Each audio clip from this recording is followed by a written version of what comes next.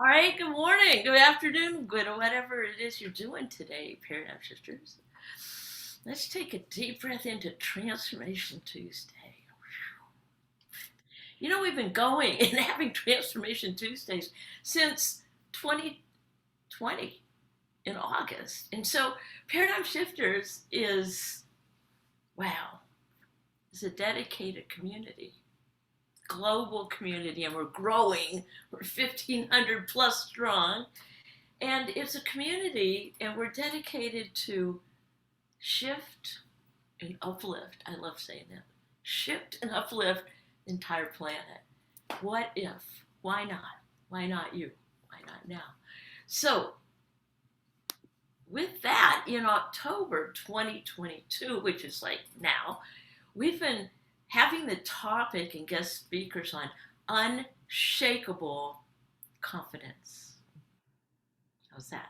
And the tools that people use. And so when I was thinking about guest speakers on this, I'm like, oh yeah, Tara Brown. Oh yeah. And so today is my pleasure to present to you one of my good buddies. And we've grown with each other, I must admit, right, Tara? Absolutely. And let me tell you a little bit about Tara. Now, Tara Brown is a best selling author, licensed architect. I love that about you. And an award winning coach who's been coaching since 2003. Now, Tara holds degrees from MIT and Yale University and enjoys mountain biking in her spare time. Boom. Yeah. So, Sarah is she's a full time parent. This is what I really love, that you're a full time parent to twins, okay, twins and teenagers, right? And you currently reside in Phoenix, Arizona. And for many years, 27 years, you aspired to be a published author. And you took several writing workshops. I love how you said this, to prevent her brain from turning to mush while parenting toddlers. So come on in here, Tara, and tell us about unshakable confidence in one, how to develop it, how you've developed it, continuing. And so come on in here, Tara. It's such a pleasure to have you on. Hey Judy, it's a treat. It's always an honor to be with you. I'm so grateful for the opportunity. Unshakable confidence. Let me start with a story. I was standing in my living room and my twins were then 2, they're now 16, and they were screaming and being so loud, and I just wanted it to stop. I was at my absolute wit's end. And I worked really hard to get those twins. I worked with fertility specialists. I had to work really hard to stay pregnant. My pregnancy was high risk. And I'm standing there too. And I was almost about to just scream at them. And something in me stopped. And it was a Tuesday. And I realized that yesterday on Monday, they were exactly the same, yelling, screaming, dancing around. And they were just being 2. And the difference wasn't them, it was me. The woman who I was on Monday could handle what was in front of me. And the woman who I was on Tuesday was not handling it all. And that actually started my journey in personal development. Um, there was that sweet little moment. And like many of you, I didn't have the confidence then. I wanted to parent a certain way. I wanted to show up a certain way in the world. I didn't know how. It wasn't unshakable. It was very shakable. Kids, little 2-year-olds being 2-year-olds was enough to shake it down. And so, I mean, there were places in my life I had confidence. I was a good learner, but that wasn't translating to some of the most important areas of my life, like the kind of parent that I wanted to be. And so there's been a long journey, a lot of steps along the way. And I believe that what's in you is far greater than anything that you're facing. and Judy and I are completely aligned in this, that we know that what you believe, whatever it is that you believe, we know that what's breathing you, that force that's breathing you, whatever you choose to call it, is far greater than what you're facing. And so I've come to develop mostly, I won't sit here and tell you I've got unshakable confidence. That's never shaken. I'd be lying to you. But most of the time, when I remember to tune into what's breathing me, I have confidence in that is unshakable.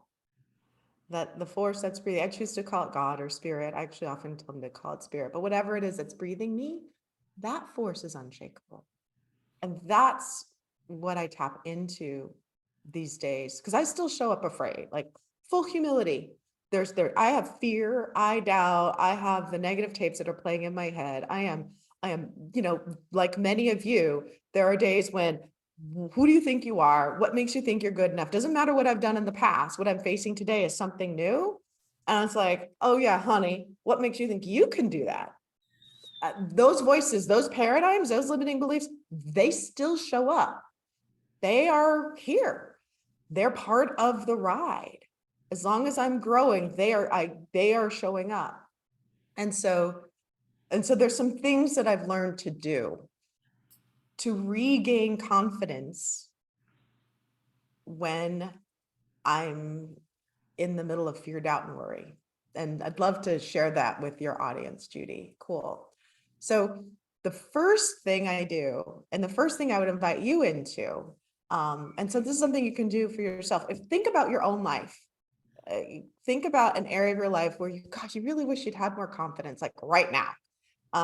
There's a place for all of us. It could be, I wish I were more confident in my ability to make great food choices. It could be, I wish I were more confident in my romantic partnership, or in attracting a romantic partnership, or I wish I were more confident in my relationship with my kids. It could be your work. There could be an aspect of your work that you're wanting to grow into, and you wish you had more confidence in that. It could also be, I wish I had more confidence in my money and how I was going to retire, or things like that. Any place, but just pick one. Like if you look at your life right now, take a minute, not a full 60 seconds, but take a moment, and something will probably bubble up. And that, whatever that was that just bubbled up for you, let's play with that for the next few minutes. And so imagine, I'm going to play with, I'm going to choose to play with the relationship space. And so imagine that it's a kind of relationship that you would like to deepen. So maybe you're a dating person and you're wanting to call in a love, and you've had a lot of negative experiences out there in the dating world, and you're not feeling very confident. And so the first thing to look into for yourself is, well, what would confidence look like? Because what I've learned in working with clients over the years is that confidence is going to look different for each person as they move forward in their own life. And so it doesn't matter what confidence looks like for your next door neighbor, or the person you see on YouTube or on Instagram whose life is all polished looking. What matters is what confidence looks like for you.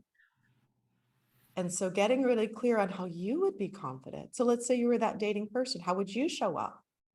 How would you physically show up? Like, what would you want to look like? How would you feel if you were confident? How would you feel? I had a client, her name is Barbara, and she came to me. She wanted to work on confidence. And there's two things she wanted to work on. One was more self-confidence, and one was actually, she wanted more friends. She wanted closer relationships. And so we started working together, and the intention was working on confidence. A side effect was she built a multi-million-dollar furniture company.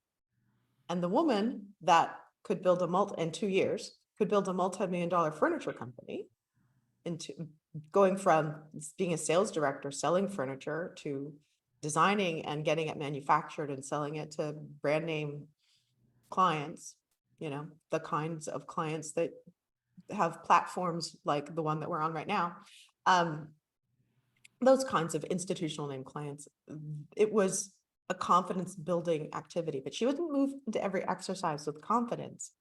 But the woman she became, as a woman who could, with her son, run a great business, Years later, she looked at me, I'm really confident now. I remember who I was, but it wasn't a smooth journey, that it was stepping into living her life that she would love and living her dream.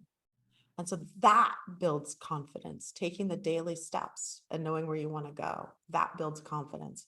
And it all begins with, what would your life look like in that area where you're lacking confidence right now if you had it? And how would you feel? This is a question I always ask my clients. How would you feel? Probably you'd go from feeling afraid, inept, that whole, what does lacking confidence feel like, Judy? When it's you, like in those moments, Judy, when you're lacking in confidence, what do you feel like? Because I'm sure it all happens, right? Yeah. You may not want to get up out of bed that morning. You may not want to face your email or your mail or your boss. The opposite of that, what if you could walk into the boss and feel really confident and know you're really good? That feeling is, it's a little different. What I'm looking for is the nuance for you to find for yourself, not just confident. You might feel free. You might feel emboldened. You might feel outspoken. You might feel stubborn. But what does it feel like for you matters. And that's the first step, is getting clear on what confidence looks like for you and how it would feel for you. That's the very first thing. The second thing for you would be to then make a decision. I'm going to be confident. I'm going to act from the confidence that I just designed. Okay, really, Tara, how's that going to work? You do your best, you put it on. And I know Judy's talked about this because Judy and I we share a lot together in terms of training and background. And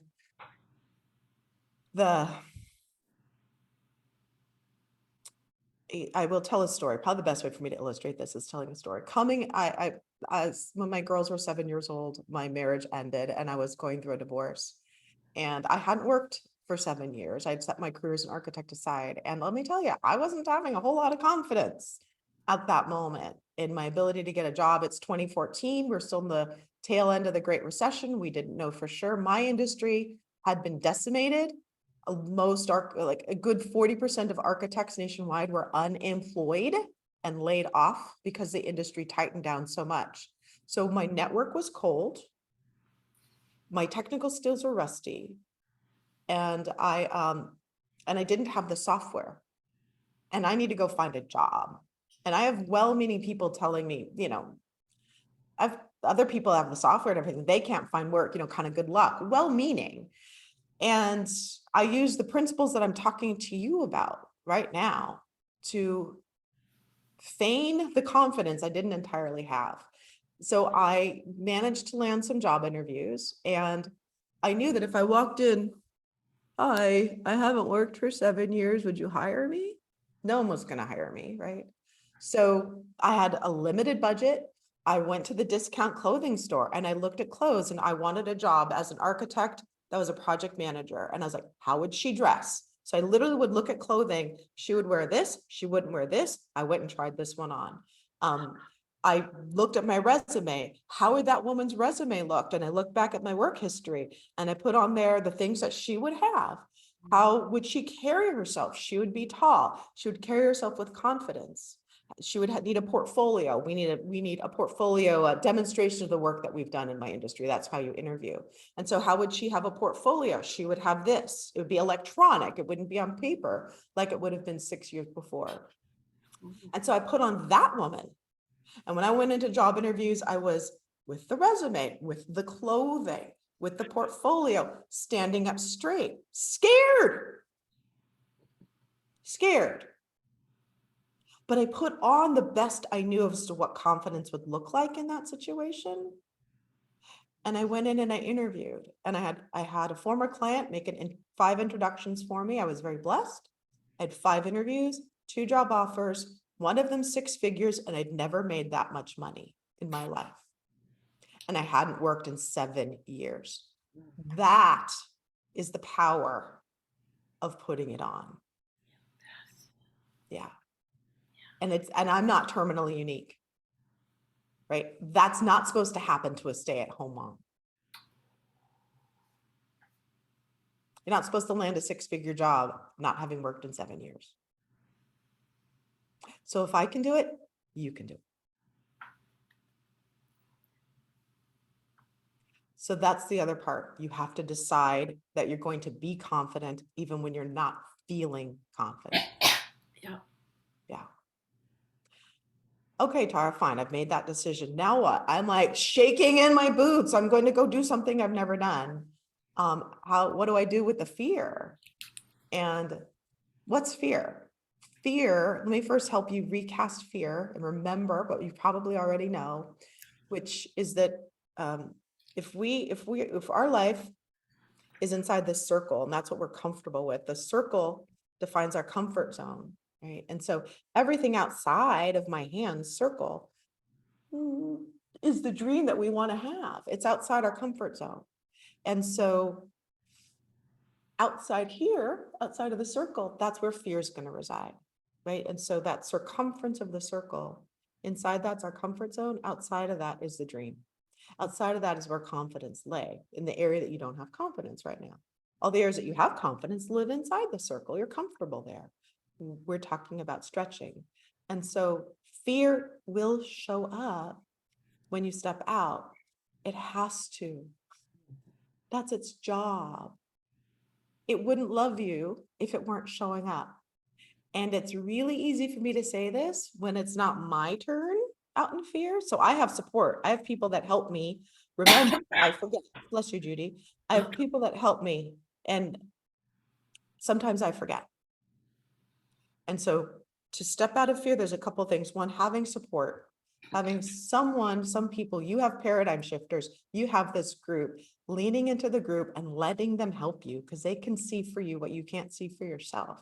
So that's part A, getting help. And then part B of how to deal with fear is I want to teach you. I've been going, I don't even know that Judy knows this, but I've been doing study with a PhD psychologist in a technique of how to recognize when our nervous system is in a sympathetic or an activated fight or flight response and how to shift it and how profoundly healing that is. And I chose that because my paradigms have been very resilient and it's helping me step out of my own. So this is cutting edge stuff. This is what I'm about to give you is peer-reviewed science.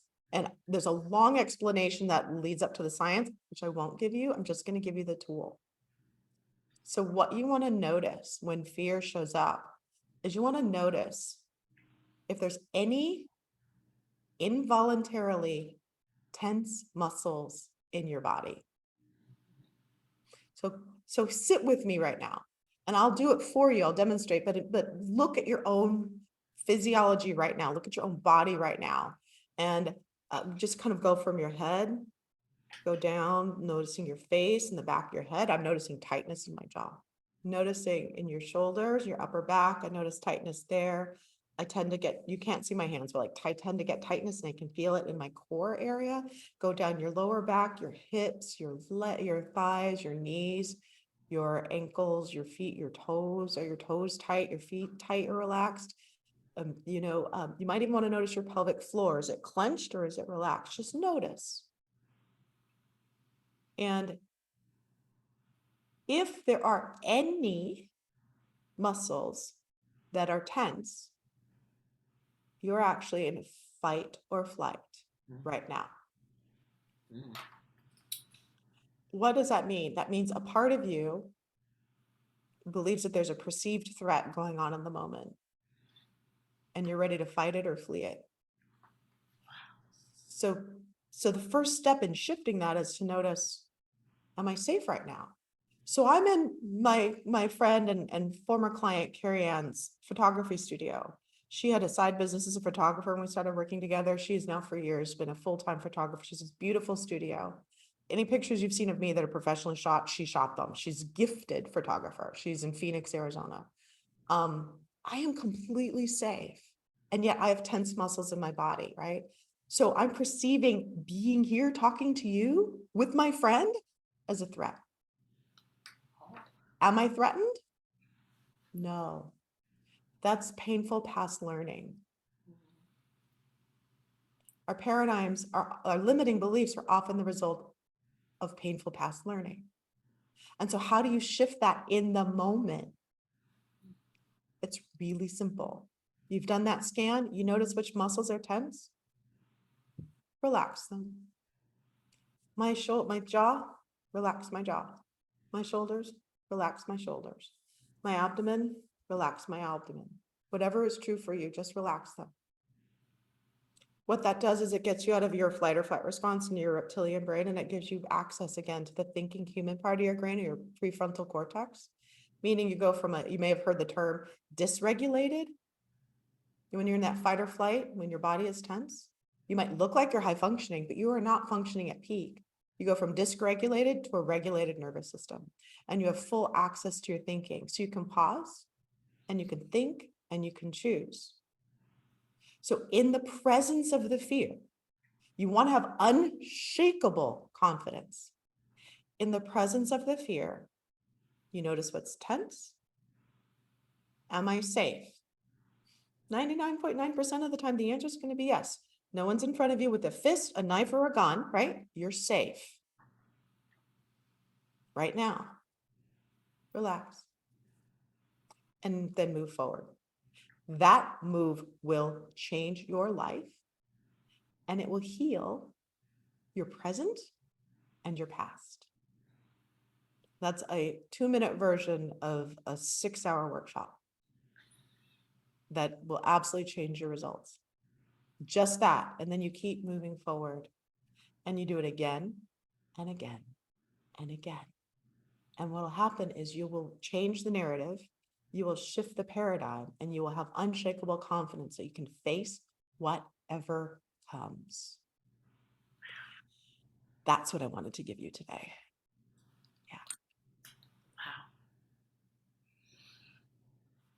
Wow. Wow.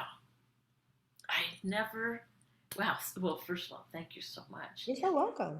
That, am I safe right now? Yeah. And it seems like with that, boy, that tool, that you could use that over and over and over and over again, even in a sequence of 5 minutes. You know, it's not like a one and done. Am I safe now? I'm going to move forward. Right. Then it tenses up again. Am I safe now?